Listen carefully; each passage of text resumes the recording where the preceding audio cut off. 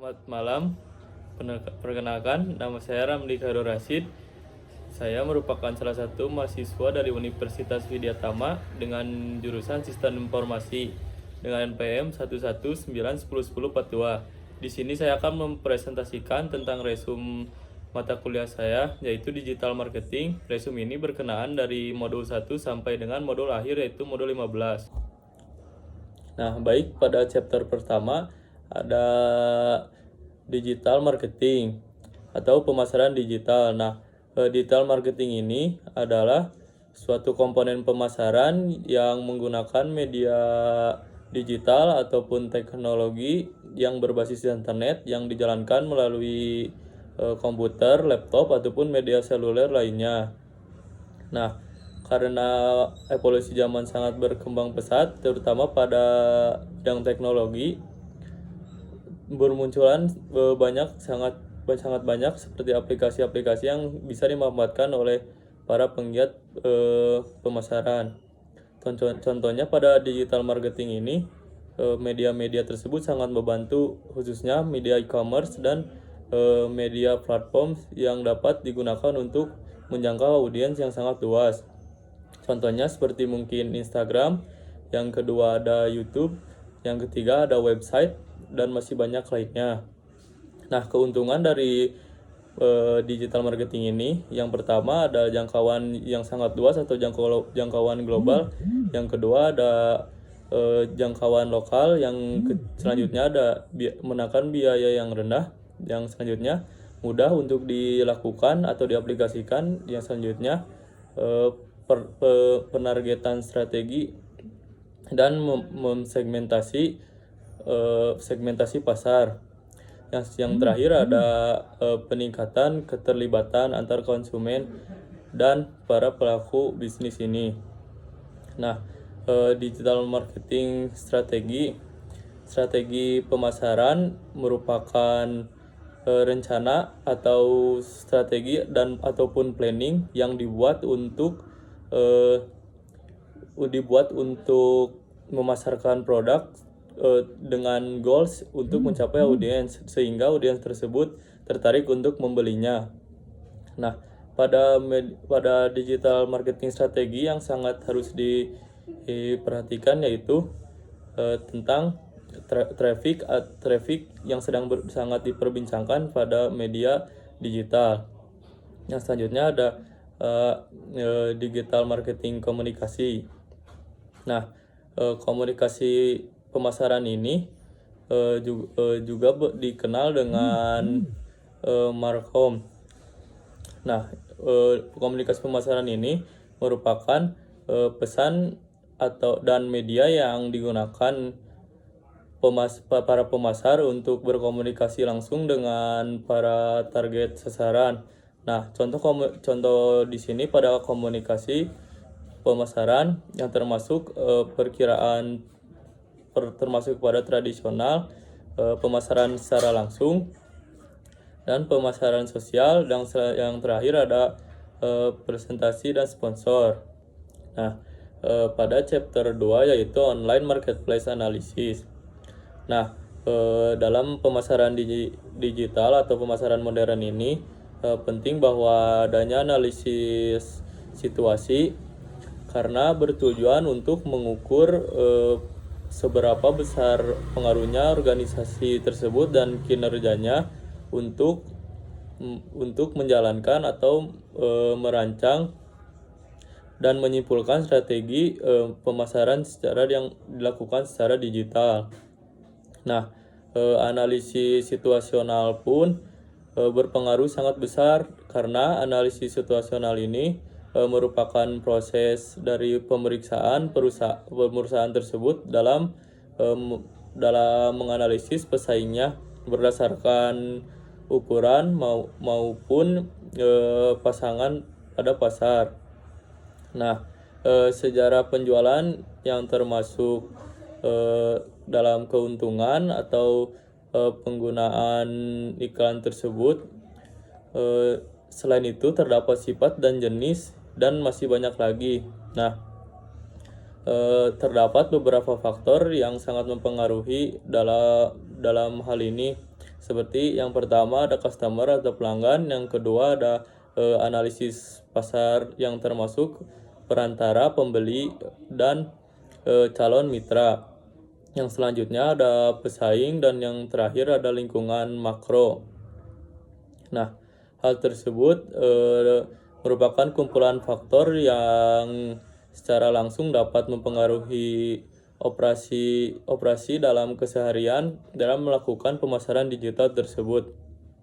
Nah, perantara pemasaran, pelanggan, dan masyarakat umum merupakan kumpulan dari faktor secara langsung dapat mempengaruhi operasi sehari-hari dalam kinerja organisasi maupun kinerja individu pada setiap pelaku pemasaran digital. Nah, perjalanan pelanggan pun yang keseluruhan pelanggan yang dialami dalam melakukan experience-nya dalam saat berbelanja atau melihat situs maupun web. Nah, hal tersebut berpengaruh juga terhadap interaksi dengan penjual dan merek yang perusahaan Anda akan pasarkan. Nah, lain halnya dengan hanya melihat sebagian dari transaksi atau pengalaman perjalanan pelanggan, mendokumentasikan pelanggan menjadi pelanggan yang pelangganan ketika membeli produk yang dipasarkan. Nah, terdapat beberapa elemen utama dari pasar online yang harus disajikan, yaitu konsumen segmen, yang kedua ada mencari perantara, yang ketiga ada perantara, yang selanjutnya ada platform. Nah, pada chapter 3 ada the online microenvironment. The online microenvironment ini merupakan kondisi yang ada pada keseluruhan dan tidak berada di satu wilayah. Nah, dengan kata lain, lingkungan mikro ini mengacu pada setiap trafik atau tren yang berkaitan dengan produk secara domestik atau produk yang akan kita pasarkan.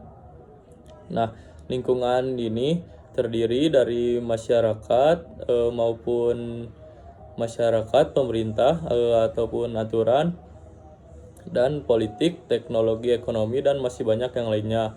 Nah, lingkungan mikro ini akan sangat mempengaruhi terhadap pemain yang beroperasi di pasar digital. Nah, oleh karena itu bukan berarti organisasi tidak perlu merepotkan dengan perubahan yang telah terjadi pada lingkungan perdagangan digital secara the online macro environment ini. Nah, kekuatan pada lingkungan tersebut adalah yang pertama ada kekuatan teknologi, yang kedua ada kekuatan ekonomi, yang ketiga ada kekuatan politik, yang keempat ada kekuatan hukum, dan yang terakhir ada kekuatan sosial. Nah, selanjutnya the rate of environment change, yaitu tingkat perubahan pada lingkungan. Nah, strategis penting untuk dipahami oleh para pemasar digital, dan mereka harus mempertimbangkan bagaimana saat mereka memastikannya. Nah, pengumpulan diseminasi dan evaluasi proses untuk menghasilkan dan meninjau relevansi strategi baru, meneliti nilai pengalaman, potensial implementasi, prototype, pengumpulan dan pertinjauan hasil dari prototipe tersebut. Nah, yang selanjutnya ada teknologi force. Teknologi force ini merupakan pengaruh perkembangan teknologi terhadap konsumen, bisnis, dan masyarakat pada umumnya. faktor teknologi. Nah, yang selanjutnya pada chapter 4 ada digital marketing strategi atau strategi dalam pemasaran digital merupakan perencanaan atau planning yang seharusnya dibuat oleh perusahaan untuk membuat mereka mudah ketika ingin menjalankan suatu teknik pemasaran pada media digital ataupun online. Nah, digital marketing strategi ini membantu organisasi atau perusahaan agar mencapai tujuan tertentu untuk melalui saluran pemasaran yang dipilih dengan cermat, seperti media berbayar ataupun diperoleh ataupun dimiliki. Nah, strategi pemasaran digital diperlukan untuk memberikan arah atau alur yang konsisten bagi perusahaan ketika menjalankan digital marketing. Nah, aktivitas pemasaran online sehingga terintegrasi dengan aktivitas pemasaran lainnya yang mendukung tujuan bisnis secara keseluruhan. Nah, aspek pengembangan strategi terdapat beberapa faktor seperti yang pertama ada tujuan dari situasi tersebut, tinjauan situasi tersebut. Yang kedua ada penetapan tujuan ataupun sasaran. Yang ketiga ada perumusan strategi. Yang selanjutnya ada strategi pemasaran digital sebagai strategi pemasaran saluran. Yang selanjutnya perusahaan harus menetapkan tujuan atau mensegmentasi pasar. Yang terakhir ada proposisi dan komunikasi khusus saluran yang konsisten dengan karakteristik saluran dan persyaratan pengguna akhir. Pada chapter ini dampak dari media digital dan teknologi pada bauran pemasaran. Bauran pemasaran mengacu pada serangkaian tindakan atau strategi yang akan digunakan oleh perusahaan untuk mempromosikan merek atau produk pada pasar. Nah, pada marketing mix ini terdapat suatu kunci dalam membuat segmen pasar yang dikenal dengan 4P, yaitu membentuk segmen pemasaran dengan ciri khas. Yang pertama ada price, produk, promotion, dan place. Nah, menggunakan dan penggunaan internet untuk mempromosikan bauran pemasaran. Yang pertama yang harus diunggulkan pada keempat 4P tersebut adalah yang pertama pada produk. Produk harus memperhatikan kualitas, gambar, merek, fitur, varian pelanggan, pelayanan pelanggan, ketersediaan, dan garansi. Yang selanjutnya ada promotion. Nah, pada promotion ini ada yang harus diperhatikan seperti pemasaran komunikasi ataupun individual promosi. Yang selanjutnya ada merek, dan yang selanjutnya ada pemasaran secara langsung. Nah, yang selanjutnya ada price. Pada price yang harus diperhatikan ada diskon, kredit, pembayaran metode, dan yang kedua promosi seperti adanya gratis, ongkir, ataupun yang lainnya. Nah, yang terakhir ada place. Pada place ini yang harus diperhatikan yang pertama ada trade channel, yang kedua ada penjualan yang mendukung, yang selanjutnya ada tersegmentasinya saluran pemasaran.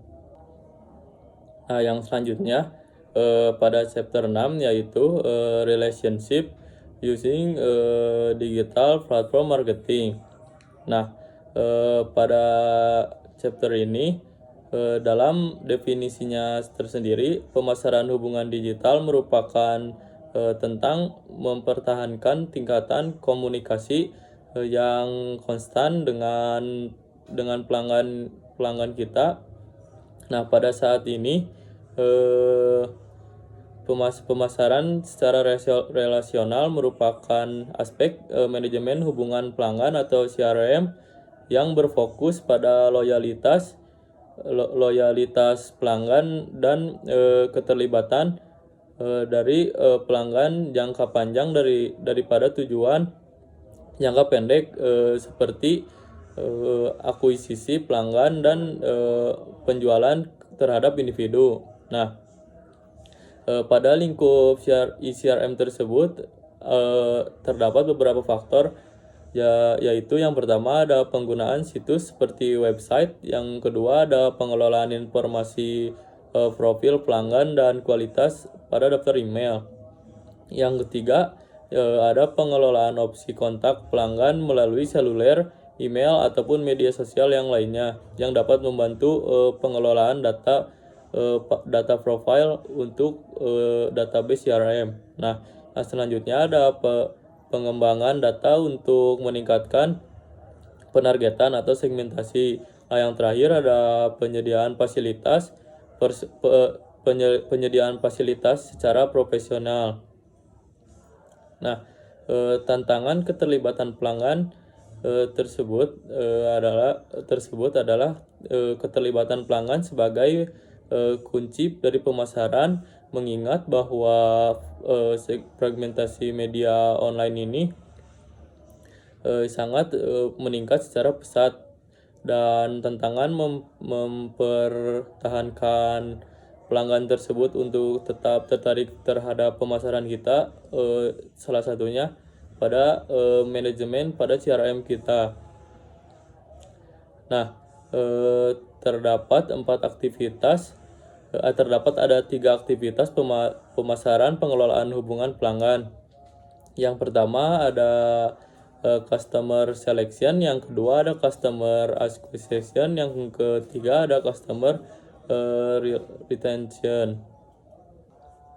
Nah, yang pada selanjutnya ada chapter 7, yaitu delivering the online customer experience, yaitu mengantarkan pelanggan online pada pengalamannya pada saat mengikuti promosi marketing digital kita. Nah, istilah pengalaman pelanggan digital ini mengacu kepada total dari semua interaksi online yang dimiliki antara pelanggan dengan merek yang kita promosikan. Nah, ini mungkin dimulai dengan adanya situs web yang telah kita buat ataupun juga dapat mencangkup aplikasi seperti seluler, bot obrolan, media sosial dan saluran yang lain yang memiliki titik kontak virtual. Pada delivering the online customer experience ini merupakan berbagai tindakan praktis yang dapat dilakukan perusahaan untuk menciptakan dan memelihara pengalaman online untuk dapat membuat pelanggan merasa puas saat berbelanja pada perusahaan kita. Nah, pada planning website design and redesign project, yaitu merancang desain situs web dan mendesain ulang proyek, terdapat dari pertumbuhan media sosial atau situs web perusahaan yang saat ini harus dibuat secara efektif mungkin. Nah, penggunaan yang mengakses melalui perangkat desktop, smartphone, dan tablet masih menjadi inti dari online komunikasi. Nah, tugas pengembangan utama yang perlu sebagai bagian dari proses perencanaan adalah terdapat 4 faktor, yaitu yang pertama ada tugas pra pengembangan, yang kedua ada penemuan, analisis, dan desain, yang ketiga yaitu pengembangan dan pengujian kompeten, yang terakhir ada menerbitkan atau meluncurkan situs pada website ataupun media digital lainnya.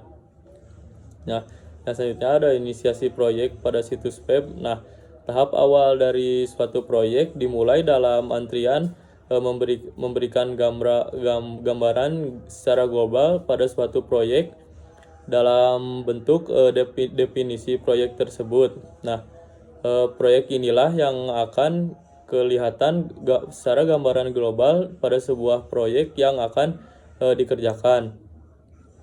Nah, selanjutnya yaitu menentukan persyaratan situs atau aplikasi. Terdapat teknik-teknik pada saat menentukan persyaratan situs atau aplikasi, yaitu seperti siapa audiens yang akan kita tuju. Yang kedua, ada mengapa mereka harus menggunakan situs. Yang ketiga, ada apa yang seharusnya terjadi. Yang keempat, ada bagaimana konten situs akan terstruktur. Yang selanjutnya, bagaimana navigasi di sekitar situs terus terjadi. Yang terakhir ada kapan, di mana, dan di perangkat mana kehadiran online diakses di tempat kerja atau pada media seluler. Baik, pada chapter 8 ada campaign planning for digital media, atau yang memiliki arti sebagai perencanaan kampanye pada media digital. Rencana kampanye merupakan rencana pemasaran untuk menghasilkan ketertarikan ataupun bertujuan untuk melibatkan audiens, biasanya memiliki fokus terhadap pemasaran, penjualan, dan konsistensi yang di jadwal media terintegrasi. Nah, kampanye pemasaran digital pun merupakan upaya pemasaran online yang diajukan oleh perusahaan untuk mendorong keterlibatan konversi lalu lintas dan pendapatan kampanye tersebut. Nah, ini merupakan bagian-bagian dari pengaturan tujuan bagiannya. Yang pertama ada pengaturan tujuan, yang selanjutnya ada wawasan kampanye, yang selanjutnya ada segmentasi dan penataan, yang selanjutnya ada penawaran, yang selanjutnya ada menganggarkan dan memilih campuran media digital, yang terakhir ada integrasi ke dalam jadwal atau rencana media secara keseluruhan. Nah, pada chapter 9 yaitu marketing communication using digital media channel. Nah, pada chapter 9 ini merupakan komunikasi pemasaran menggunakan saluran media digital. Nah, komunikasi pemasaran dikenal sebagai markom, merupakan pesan pada media yang digunakan oleh pelaku pemasaran untuk berkomunikasi dengan target pasar. Pada contoh komunikasi pemasaran termasuk seperti periklanan tradisional, periklanan secara langsung, ada pemasaran sosialisasi, presentasi, dan sponsor. Nah, pada komunikasi pemasaran menggunakan saluran media digital terdapat yang namanya search engine marketing, yaitu pemasaran pada mesin pencarian ini berbentuk pemasaran pada internet yang melibatkan promosi pada website dengan meningkatkan visibilitas di halaman hasil mesin pencarian, terutama pada iklan berbayar. Nah, ada dua jenis yang terdapat pada SEM, yaitu search engine optimization, dan yang kedua ada paid search, yaitu atau marketing atau PPC. Nah, ada yang selanjutnya ada online public relation. Nah, hubungan masyarakat online atau EPR ini merupakan bentuk hubungan masyarakat berbasis internet atau berbasis website yang menggunakan semua sumber daya yang disediakan oleh media digital. Nah, tujuan dari EPR ini yaitu untuk meningkatkan kehadiran suatu organisasi perusahaan baik individu menggunakan saluran online. Nah, perbedaan PR online dan PR tradisional adalah PR tradisional akan mencari bagaimana klien yang mereka gambarkan, bagaimana pesan komunikasi dan interaksi terjadi secara tatap muka atau langsung dengan mengandalkan tatap muka. Nah, jika online PR ini lebih mengandalkan media-media digital atau platform digital seperti e-commerce, Instagram, YouTube, dan pada media-media tersebut terdapat ada beberapa yang berbayar maupun yang secara gratis. Contohnya yang berbayar seperti Instagram Ads ataupun YouTube AdSense. Pada chapter selanjutnya itu chapter 10 ada Evaluation and Improvement Digital Channel Performance yang memiliki arti yaitu evaluasi dan perbaikan kinerja pada saluran digital. Nah, kinerja saluran merupakan ukuran hasil dari distribusi. Kinerja saluran distribusi tersebut dinilai dengan mempertimbangkan beberapa pertimbangan seperti sejumlah dimensi kerja yang selanjutnya termasuk efektivitas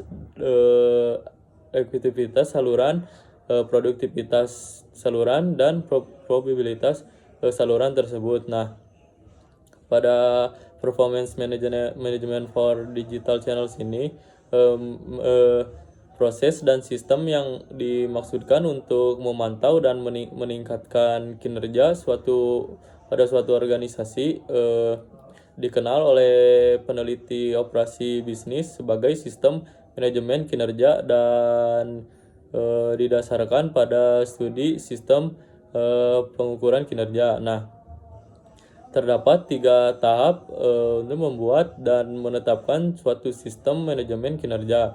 Yang pertama pada tahap pertama ada membuat sistem manajemen kerja. Yang kedua ada mendefinisikan kerangka kinerja. Yang terakhir ada alat dan teknik untuk mengumpulkan metrik dan meningkatkan hasil.